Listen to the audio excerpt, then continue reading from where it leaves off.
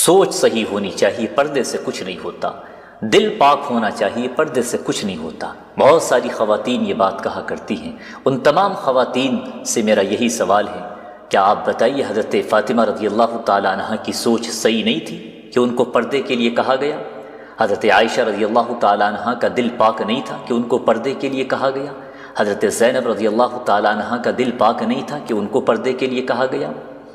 بلکہ اللہ کی طرف سے نبی پاک علیہ الصلوۃ والسلام سے خطاب کیا گیا کہ اے محمد صلی اللہ علیہ وسلم قل لازواجک وبناتک ونساء المؤمنین یدنین علیہن من جلابیبہن۔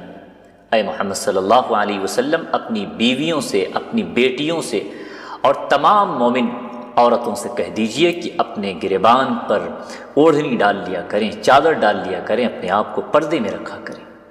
پھر یہ سوچ کہاں سے پیدا کر دی گئی کہ نظر پاک ہونی چاہیے، دل پاک ہونا چاہیے تو پردے کی ضرورت نہیں ہے؟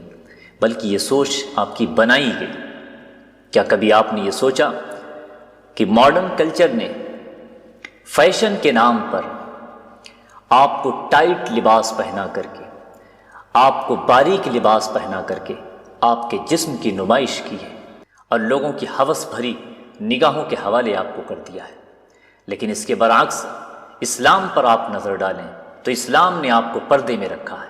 پردے میں آپ کو قید نہیں کیا گیا، بلکہ اسلام نے پردے میں رکھ کر کے لوگوں کی ہوس بھری نگاہوں سے آپ کو بچایا ہے اور آپ کی عزت کی حفاظت کی ہے، آپ کو سیف کیا ہے۔ اب طے آپ کو کرنا ہے کہ کون سا راستہ آپ اختیار کرتی ہیں۔